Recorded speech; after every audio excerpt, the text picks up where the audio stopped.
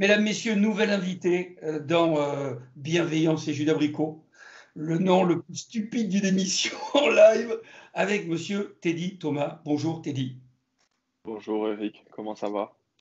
Je suis super content que tu sois là aussi, que toi aussi tu fasses partie de cette aventure, finalement un peu impromptue, d'une idée comme ça d'échanger avec des joueurs de rugby, que ce soit de l'équipe de France. Alors toi, tu as l'avantage, tu fais les deux, l'équipe de France et du Racing, et puis montrer que la relation qu'on peut avoir dépasse le cadre du check ou du ballon qu'on met avec un essai, mais aussi parler d'autre chose que de ce que tu manges pendant le confinement, de qu'est-ce que tu fais comme sport, qu'est-ce que tu fais comme série. Bref, tout ça, on s'en fout un peu. Tu dois d'ailleurs, tu réponds à beaucoup de sollicitations. Non, pas tellement. Non, j'ai répondu à pas beaucoup de sollicitations. J'en ai fait. En fait, j'aime pas en faire beaucoup. Là, j'en ai fait une qui était sympa avec un journaliste que j'aimais bien qui s'appelle Olivier de Eurosport pour Eurosport et Rugby Rama, je crois que c'était. Donc, j'ai accepté celle-là parce que j'aimais bien le journaliste et que on se devait aussi de donner un petit peu de nouvelles. Donc j'ai fait celle-ci. Et après, pas plus. J'ai fait un live avec Gaël Ficou pour parler des opérations que l'on faisait à travers le Stade français et le Racing pour aider les personnes dans les hôpitaux. Et voilà, sinon pas plus. Je voudrais remercier Stéphane qui m'a aidé à préparer cette émission. Stéphane, qui est le MC du BO. Le BO, formation pour toi, c'est là que tout a commencé. Dès l'âge de 7 ans, 7 ans le rugby, qu'est-ce qui nous motive à 7 ans pour faire du rugby? C'est parce que derrière, on a des amis, de la famille qui nous motivent à faire ça? Ou c'est Ouais, venu de toi? exactement. Non, généralement, c'est que tu suis un exemple. Et moi, c'était mon grand-père qui était ancien joueur de rugby, pas professionnel, mais qui est un fou amoureux de rugby et qui m'a initié à cette pratique. Donc, j'ai eu la chance de grandir au Pays Basque. Et le sport qui animait tout le monde, c'était le surf et le rugby. J'ai eu la chance de toucher aux deux. J'ai fait un choix au bout d'un moment, j'ai choisi le rugby. Et naturellement, je me suis dirigé vers ce sport. Et voilà, je suis allé prendre ma première licence à Aguilera et 15 minutes après avoir signé ma première licence, je partais déjà dans un car pour faire mon premier tournoi de rugby. Énorme, énorme. Mm. Quand tu parles de chance, tu dis chance par pudeur parce que finalement, c'est pas de la chance, c'est toi qui t'es battu, tu as tout fait pour y parvenir. Pourquoi ça serait de la chance? Non, bah, parce qu'après, on a toujours une petite partie de chance. Ça, c'est comme ça. Tu sais pourquoi tu travailles, tu sais pourquoi tu te lèves tous les matins. Mais même si tu mets toutes les choses en œuvre, parfois, ça ne peut pas arriver. Et je pense que parfois, il y a un petit grain de chance qui vient alimenter tout ça. Mais il faut aussi le saisir. Ça veut pas, d'avoir la chance, ça ne veut pas tout dire non plus. Oui, parce que l'image qu'on a de toi, c'est un bel homme, un sportif, mais au-delà de ça, il faut aussi le dire, tu as beaucoup bossé, ça t'est pas tombé dessus, tu as beaucoup bossé. Bien sûr que j'ai bossé, sinon je pourrais pas en arriver au niveau où je suis actuellement. Je crois que le talent, on a tous du talent, mais sauf le talent dure qu'un temps. Il faut alimenter tout ça, il faut travailler, il faut sortir de sa zone de confort, il faut s'améliorer sur des choses où on n'est pas à l'aise parfois. Et, euh, et voilà, j'ai eu la chance d'avoir des capacités qui m'ont fait jouer au rugby et courir vite. Mais malheureusement, ça ne s'arrête pas qu'à ça. Donc, il faut travailler. Il y a beaucoup de gens, comme je t'ai dit, qui ont du talent, mais il y a beaucoup de gens qui n'y arrivent pas.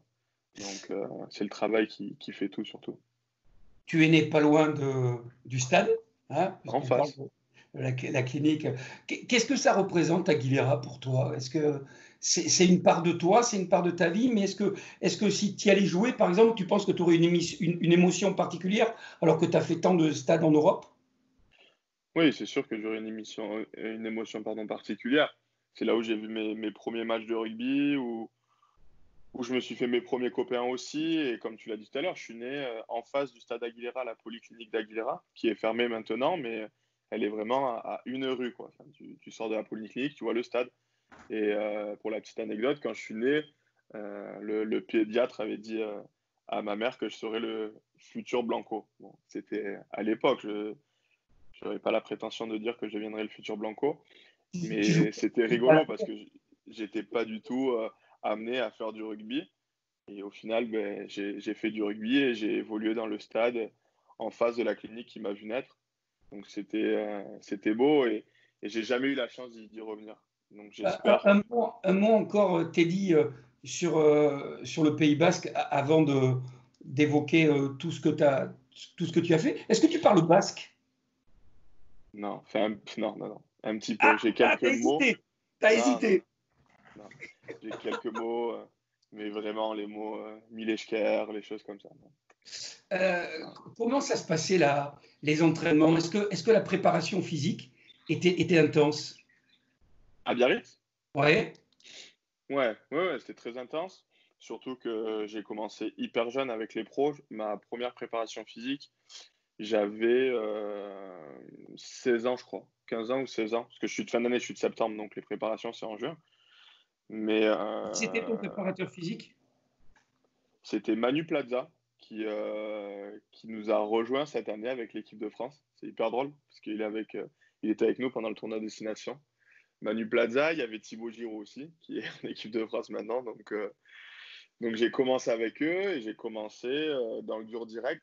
Surtout avec Manu et Thibaut, tu n'avais pas le temps de rigoler. Avec les joueurs qu'il y avait, Yashvili, Traille, Arénor-Doki, Barcella, Auguste, Thion, Balcho et je t'en cite d'autres. Ils revenaient tous de Coupe du Monde, ils étaient tous internationaux. Et là, on est Et avec quelqu'un. On est avec quelqu'un. Bonjour, monsieur. Bonjour monsieur. Qu'est-ce qu'on peut Bonjour dire? Teddy. Bonjour, Teddy. Bonjour. Nous avons un premier invité. Teddy, est-ce que tu as reconnu cette voix? Non, j'ai entendu que le bonjour, il faudrait qu'il parle un peu plus. Je suis un peu mat de peau et je suis originaire de Biarritz aussi et je suis toujours à Biarritz et on a fait un bout de chemin ensemble. Alors là, monsieur, je peux vous dire qu'il a la tête de quelqu'un d'assez circonspect. C'est quelqu'un. On peut dire que vous avez joué au Racing. On peut dire que vous avez joué au Racing. Ouais, j'ai fait une partie de ma carrière au Racing, ouais, tout à fait. Bon, et aujourd'hui. J'ai fait une partie de ma carrière au BO, au Racing, au PUC. Une partie de ma carrière, et je pense qu'il va découvrir à la Fédération française de rugby. Et après, je suis revenu dans mon club à Biarritz, au centre de formation. Alors, Teddy, au centre de formation, quelqu'un qui connaît bien ce que c'est que justement la préparation physique, tu n'arrives pas à trouver. Hein? Si, mais j'ai peur de dire de bêtises en fait. Ah, alors, donne au moins l'initiale du prénom. Est-ce que cette personne est née le même jour que moi? Ah, je sais pas quel jour tu es né. Moi, je suis né le 15 juin 1972. Bon, allez, qui êtes-vous, monsieur? Qui êtes-vous? Bon, je suis juste Mathieu Roure, son ancien directeur du centre de formation. Voilà. Mais oui, c'est Mathieu. Mais Mathieu, t'es pas né le 18 septembre? Non, le 15 juin. J'ai persuadé qu'il était né le 18. C'est qui C'est Manu qui est né le... D'accord, c'est Mathieu Roure. C'est Manu qui est né le 18 septembre. Ah oui, c'est Manu, c'est Manu qui me faisait chier. D'accord. Exact. Voilà, c'est pour ça. Ça te fait plaisir d'entendre Mathieu? Ben ouais, écoute, ça fait vraiment très très longtemps que je l'ai pas vu, que je l'ai pas entendu. Donc ouais, maintenant c'est un plaisir. Je te disais quand j'étais à Biarritz, je n'aurais pas dit que c'était un plaisir. Mais là maintenant, je te dis que c'est un plaisir. Bon, c'est la première surprise qu'on a pour toi. Mathieu, qu'est-ce que vous gardez de Teddy? Est-ce qu'à l'époque, on pouvait imaginer qu'il serait un des joueurs majeurs du top 14 et international? Je garde que les bons souvenirs parce qu'en fait c'était quelqu'un de fondamentalement généreux. Voilà, donc je sais que c'était quelqu'un qui avait besoin d'un certain moment d'être drivé. Je crois qu'il a commencé très tôt et parfois c'est pas évident de tout cumuler. Mais je sais qu'il essayait de donner en tout cas un fond très bon à ce qu'il faisait, plutôt dans la générosité. Et donc je garde des bons souvenirs et même si parfois dans des rôles chacun, lui joueur, moi directeur, entraîneur, j'ai eu quelques coups de sang et lui aussi, je pense que on était tous les deux dans un même objectif, c'est qu'un jour il soit là où il est aujourd'hui je suis ravi à chaque fois que je peux le voir. J'en suis vraiment content. Voilà, et puis c'est la générosité, quoi. Voilà, je sais que c'est quelqu'un de généreux, donc j'apprécie. Teddy? Ça me fait hyper plaisir d'entendre Mathieu parler comme ça de moi, parce que je crois qu'on est deux personnages à très fort caractère. Lui comme moi, après comme il a dit, on avait des rôles différents. Lui c'était mon coach du centre de formation, mon coach des espoirs, et je lui devais le respect, parce que j'ai toujours eu envers lui. Mais il y a eu des choix parfois que j'aimais pas, et j'osais lui dire. Et ce qui est beau, je trouve, dans la relation que l'on peut avoir, c'est comme il a dit, c'est qu'on retient que les bons souvenirs, et que l'on avait un objectif commun, lui comme moi, c'est de nous emmener au plus haut, parce que même si je suis où je suis actuellement, je ne suis pas arrivé tout seul. Faut pas oublier ça. Et je trouve que c'est beau, justement, que l'on puisse pas oublier, mais rigoler, justement, des choses d'avant, et garder que les bons souvenirs. Ah, on peut rigoler. Content. Une dernière petite question, Mathieu. Est-ce que Teddy était véloce comme ça? Est-ce qu'il était dans une volonté toujours d'aller vite et dans les espaces? J'avais pas le choix, j'avais que ça surtout. Je vais essayer de. Je me mets sous le couvert de Teddy parce que maintenant je suis un peu vieux et j'ai pas trop de mémoire. Mais, je me rappelle d'un match où c'était les débuts, je crois. Je crois que c'était La Rochelle. On joue un match contre La Rochelle à Biarritz. Et il y a un renvoi au 22 qui est joué rapidement. Je crois que c'est lui même qui le joue. Je sais pas si tu t'en rappelles, Teddy, mais peut-être que. Je crois. Et il traverse le terrain. Il va marquer l'essai. Et là, je me tourne vers le coach avec qui j'étais à l'époque. Je crois que c'était Martine Gaëtan. Ouais. Et je dis à Martine, bon, eh ben écoute, je crois qu'il va falloir qu'on change de stade, parce qu'en fait, les deux stades d'Aguilera sont posés dans la continuité. Le petit stade où s'entraînent et jouent les centres de formation, et l'autre stade où jouent les pros et s'entraînent les pros. J'ai dit maintenant, je me tourne et je dis à Martine, bon, je crois qu'il faut qu'on change d'endroit. Et le lendemain, on avait eu une discussion avec, à l'époque, c'était, comment il s'appelle, Didier Faugeron et Laurent qui coachaient. Et on a parlé de ça, et je crois que l'aspect du filet où il est venu s'entraîner avec les pros, et du coup, il y est resté. Donc, pour répondre à la question, oui, il était déjà véloce. Voilà. Mais après, c'était plus de la constance dans le travail pour un jeune joueur qu'il fallait travailler, et puis voilà. Mais l'exigence de ce moment-là était déjà pas mal. Voilà. Merci Mathieu, merci. Je suis content que c'est fait plaisir à Teddy. C'est aussi ça. Merci Mathieu d'avoir accepté. Merci beaucoup Mathieu de votre gentillesse en tous les cas. Et le meilleur pour vous. Et vous venez à l'Arena quand vous pouvez, hein, parce que quand vous pouvez. Je viendrai quand je pourrai. Salut Teddy, à bientôt. Ciao Mathieu, à très vite. Merci à vous, au revoir. Au revoir. Bon. Non, comment tu as eu Mathieu Roux, toi?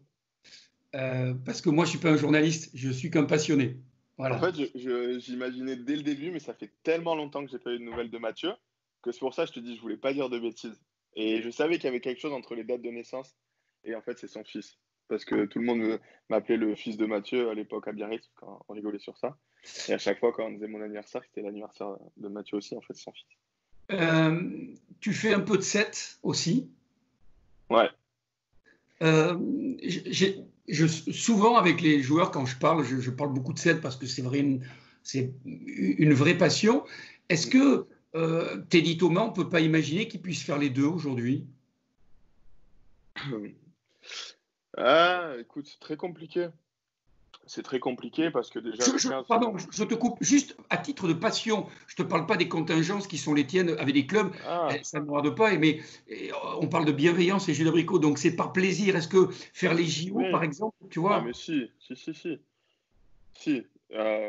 Clairement, bien sûr que si on me propose de faire les JO à 7, je dirais oui à 100% d'ailleurs. Quand j'ai commencé à 7, j'étais sous la tutelle de Thierry Janezek. Ah ben oui, les zèbres. Donc, j'ai commencé avec lui, le 7. C'est lui qui m'a initié à ce sport-là. Et j'ai tout de suite accroché. Et quand j'ai su que le rugby à 7 rentrait dans les Jeux Olympiques, J'ai direct appelé en lui disant, écoute, si tu as besoin de quelqu'un, moi, je répondrai présent. Donc ouais, non, pour les Jeux de 2020, j'ai dit à Thierry Januzek, je lui ai envoyé un message que j'étais partant pour les faire, si bien sûr on me donnait l'autorisation, si tout était fait dans les règles. Si on me donnait le feu vert, moi, j'aurais rêvé y aller. Après, il faut se rentraîner, il faut tout ça, parce que le 7, c'est complètement une autre discipline. Ça n'a rien à voir avec le 15. Tu as beau courir très vite, c'est pas pour autant que tu es invité au rugby à 7. Mais si je peux rejouer au rugby à 7, je dis oui, sans problème. On va venir après sur la période Racing et équipe de France. Juste un aparté. Moi, j'ai la chance d'être proche du terrain, de te voir, que ce soit en équipe de France ou avec le Racing. Quand on est au poste qui est le tien, comment fait-on pour rester concentré 80 minutes quand parfois, pendant longtemps, on ne touche pas un ballon? Pas le ballon. Ouais. Mais justement, c'est se dire que si tu sors de ton match, eh ben, tu vas louper le seul ballon que tu peux avoir pour peut-être faire gagner ton équipe. Après, chacun a sa méthode de concentration. Moi, comme tu l'as très bien vu, tu es au bord du terrain. Je peux très bien te regarder, te faire une blague et 2 minutes après, avoir le ballon et faire une action. Ça ne me sort pas de ma concentration. Je reste focalisé sur ce que je dois faire. Mais ça ne me dérange pas de regarder à droite et à gauche. Ou comme par exemple, il y a ma mère ou mon grand-père dans un match. Tout le temps, je regarde dans les tribunes où ils sont. Et j'ai besoin aussi avoir ce repère-là. Mais après, comme je t'ai dit, souvent, pendant 78 minutes, on ne va pas avoir un ballon. La 79e, on va l'avoir. Il faut assurer, il faut marquer, il faut faire gagner l'équipe.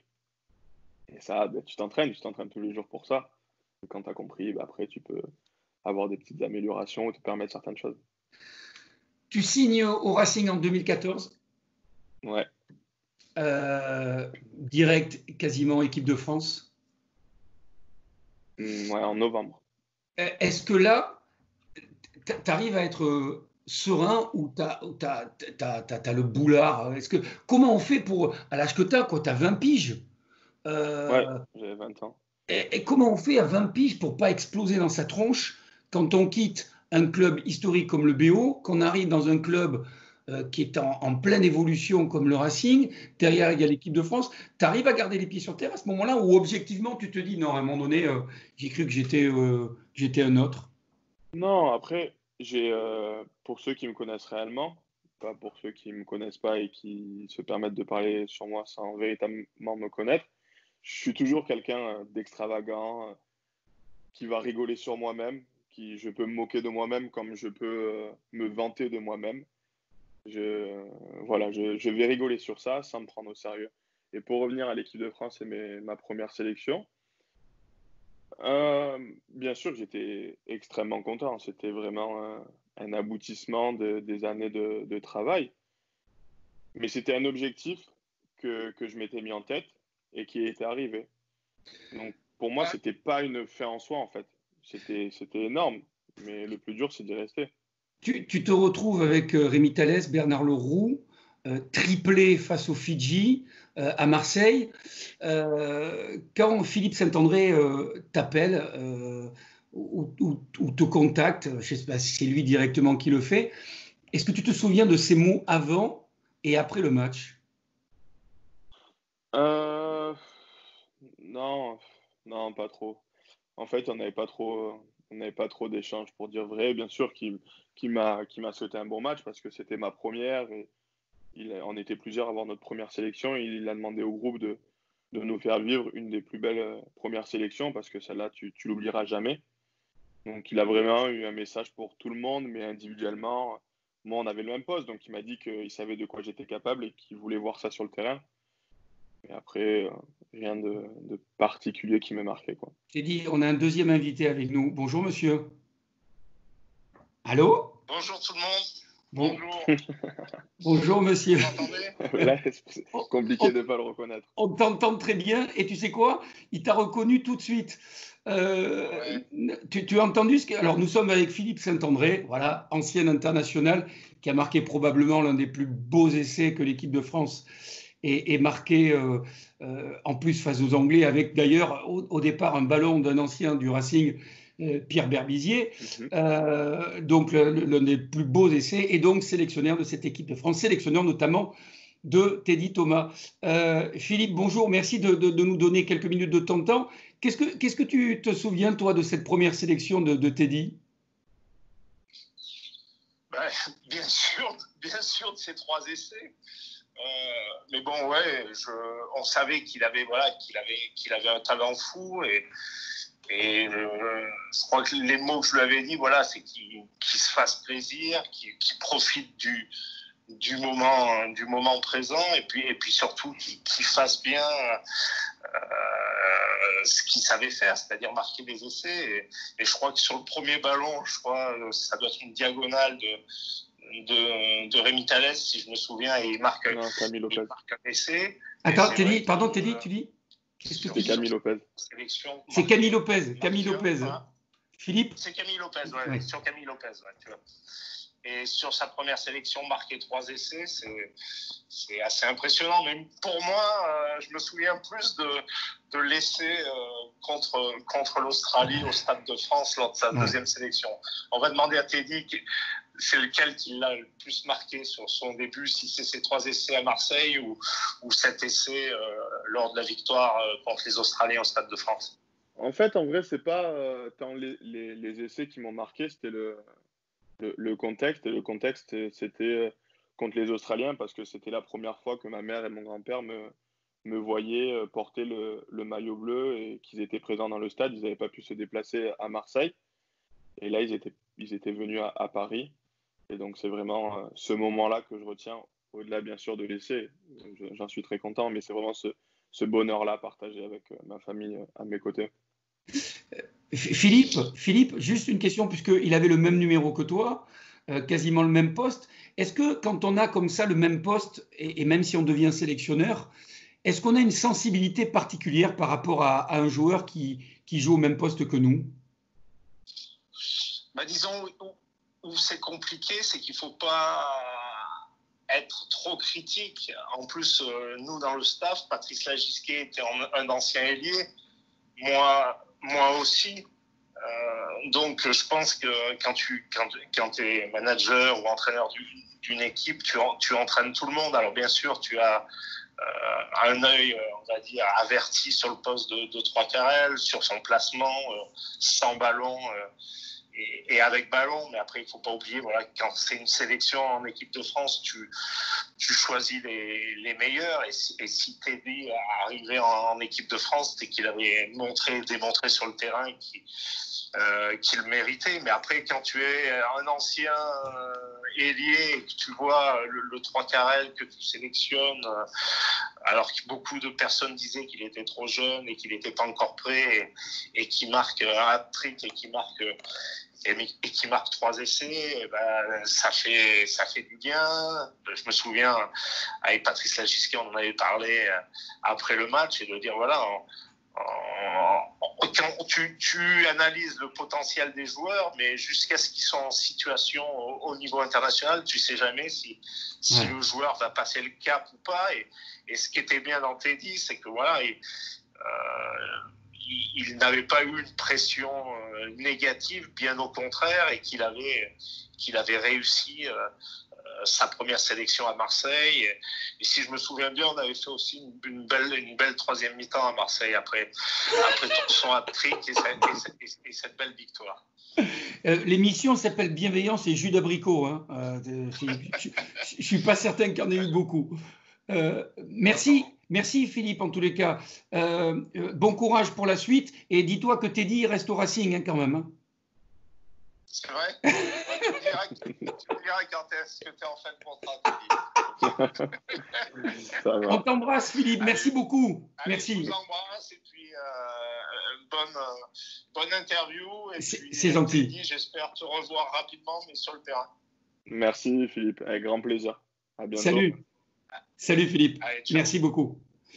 Bon, deuxième. Sur tout le monde, toi. C'est pas mal quand même. Je dois t'avouer que je t'ai sous-estimé. Hein. Pas ça. Tu vois. On devait avoir un troisième invité qui malheureusement n'est pas disponible. Mais bon, voilà. Je voulais quand même que tu sois content de passer. Et je le dis pour ceux qui nous regardent, pas une seule seconde, tu m'as dit non. Pas une seule seconde, tu as été contraignant et tu as été super cool. Donc, je suis content de le dire aussi parce qu'on ne connaît pas l'image des joueurs. Et c'est vrai que quand on te voit, il y a un mélange parce que j'ai écouté beaucoup d'interviews de toi, celles que tu as pu faire, et t'évoquais la passion, le mot est fort, mais le regard que tu avais sur Cristiano Ronaldo. Moi, je trouve que chez toi, il y a un mélange et de Cristiano Ronaldo et d'Mbappé aussi. Ce côté un peu insouciant, ce côté plaisir. Comme si le plaisir, c'était vraiment ça qui te faisait avancer. Et je reviens à cet essai des Australiens. Est-ce que justement, il n'y a pas, mais dans le sens positif des choses, un côté un peu inconscient sur cet essai ou un côté désinvolte, tu as le ballon, il y a un espace et tu te faufiles et finalement, c'est le jeu qui t'a fait avancer. C'est bien sûr que déjà le plaisir, c'est ce qui m'anime. Le jeu, le rugby, ça reste un jeu. Donc, si tu prends pas de plaisir, écoute, c'est qu'il faut que tu arrêtes ta carrière. Sinon, tu n'as rien à faire dans ce sport et même dans les autres. C'est ce qui nous anime à tous. Et l'insouciance, je l'espère toujours aussi parce que c'est ce qui fait le caractère de mon jeu. Très souvent, on me demande mais comment tu fais tes crochets, comment tu fais quand tu as un adversaire là? Impossible de le dire. Je suis un joueur d'instinct et tout ce que je fais, c'est comme ça, sur un claquement de doigts. Et donc, je ne peux pas dire à l'avance comment vont être mes appuis, comment va être ma course. Donc, l'insouciance, c'est ce qui rythme mes actions. Et notamment, comme là, on en parle, face à l'Australie. Même moi, le premier, je ne sais pas où je vais. Je vois un trou, j'y vais. Après, il y a un autre défenseur. Ben, je vais peut-être à droite, je vais peut-être à gauche. Mais j'ai décidé à la gauche. Et voilà. Et c'est quand même, parfois, c'est un contre un, c'est comme un penalty. Tu vas en réussir 8, et ben, tu vas en louper 10. Tu vas en louper 2, pardon. Et tu en auras réussi 8 sur 10. Bon, ben, c'est comme ça aussi. Nos duels que l'on a à jouer, les ailiers, c'est très souvent comme ça. Mais c'est l'insouciance qui me fait faire ça. Tu es là pour marquer des essais aussi. 19 sélections, c'est ça. 4 tournois, 11 essais. C'est quand même un ratio plutôt incroyable. Est-ce que c'est exaltant pour toi d'entendre ton nom sur une compo ou sur des essais où le public qui t'acclame? Est-ce que ça, c'est une source de plaisir supplémentaire ou pas du tout parce que tu t'en fous, parce que tu n'es pas attentif, parce que… Non, clairement, bien sûr que ça me fait plaisir. Ça me fait énormément plaisir déjà quand tu as ton nom sur une compo. Ça veut dire que tu vas avoir ta chance soit de faire briller ton club ou soit de faire briller ta nation. Donc ça, c'est une chance énorme.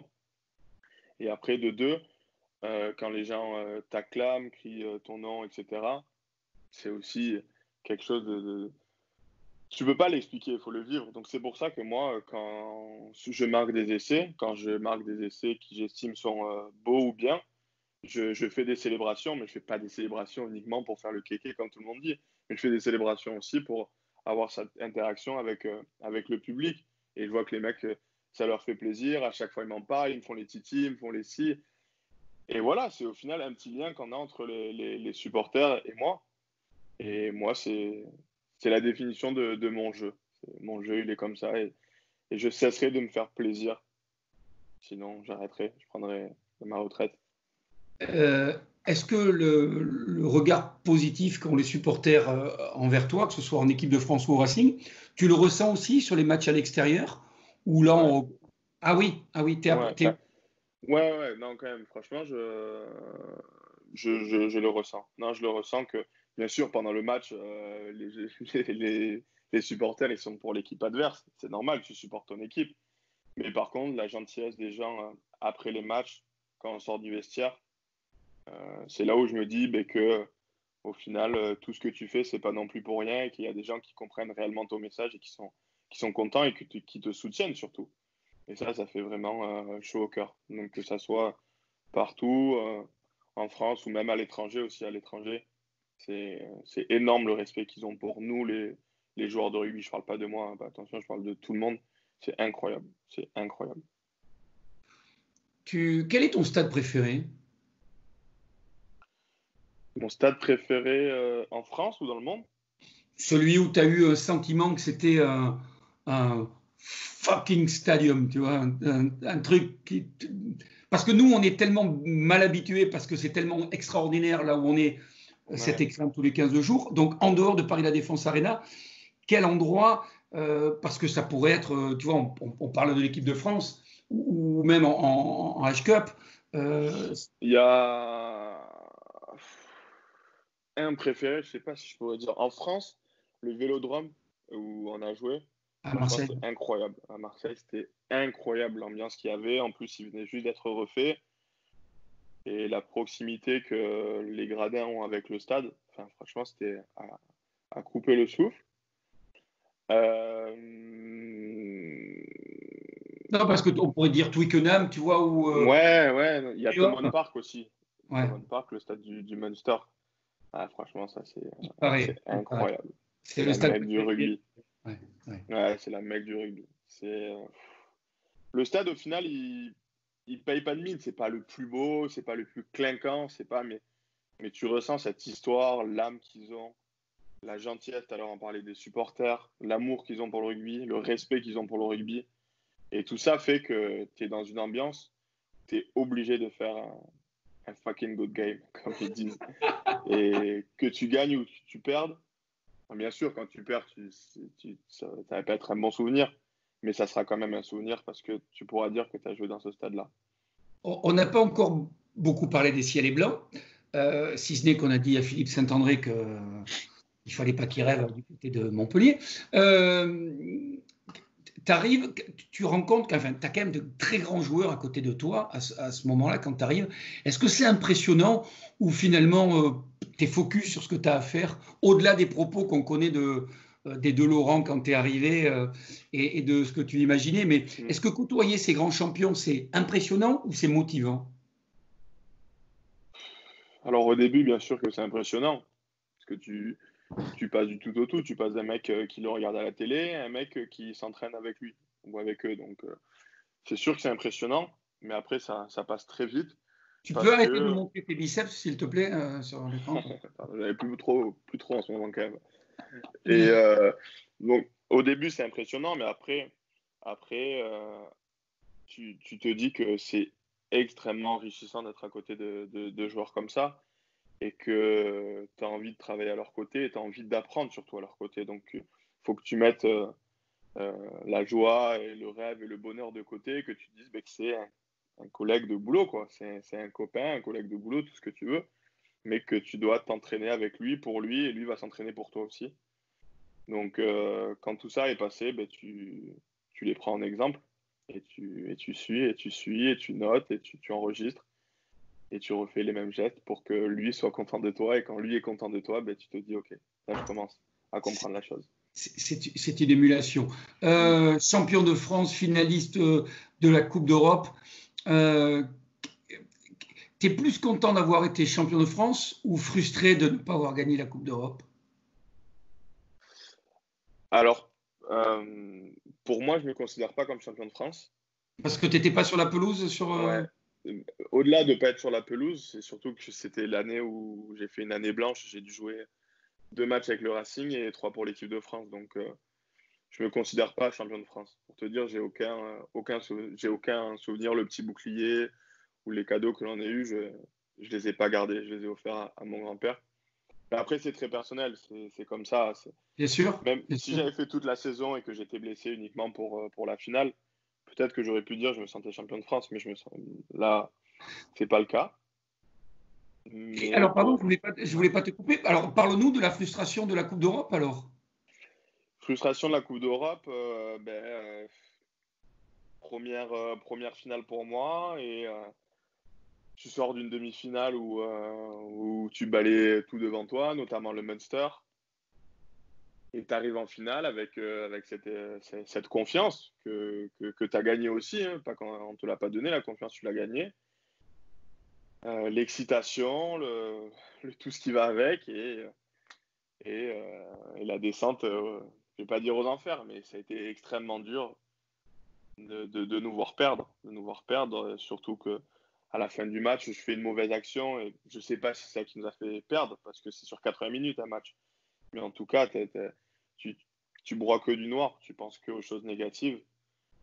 Mais voilà, c'est avec les défaites que tu apprends aussi. C'est avec les défaites que tu te relèves.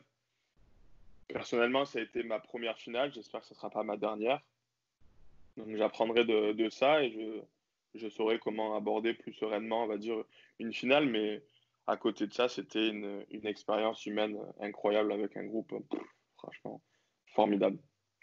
Un de mes meilleurs souvenirs. C'est effectivement les hommes qui font l'aventure Mm. et non l'inverse. 3 dernières questions. Généralement, je finis par celle-ci, mais puisqu'on est sur la Coupe d'Europe et sur le championnat, et tu as répondu avec beaucoup d'honnêteté, si l'année prochaine, tu dois choisir, alors on est d'accord que choisir, c'est renoncer, mais pour autant, si tu préférerais être champion de France ou champion d'Europe l'année prochaine? Franchement, Ah ben oui, franchement. ouais. Non, mais parce que tu vas te dire que ma réponse, elle est facile, mais Non, si tu me dis les deux, ça ne m'intéresse pas. ouais, c'est Parce pour que ça, je te dis, je suis un compétiteur, je suis gourmand, je veux tout, je veux tout. On s'entraîne pour tout avoir. Tu peux pas choisir. C'est impossible de choisir. Quand tu as l'opportunité et la chance d'évoluer dans 2 compétitions, tu peux pas faire ça à moitié. Enfin, moi, je vois ça comme ça. Donc, j'espère que l'année prochaine, on aura encore la chance de combattre pour la Coupe d'Europe et qu'on aura aussi la chance de combattre pour le top 14.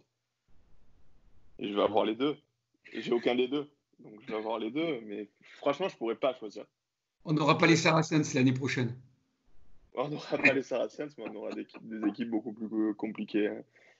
Choisir, j'aurais beaucoup de mal. Si je te dis je veux que le top 14, je ne serai pas honnête avec toi à 100%. Je préfère être honnête avec toi à 100% et je veux les deux. Je préfère. Avec moi et puis les milliers de gens qui vont Ouais. nous regarder. Les 2 dernières questions. Merci, vraiment merci d'avoir passé ce moment. C'était cool. J'espère Avec plaisir.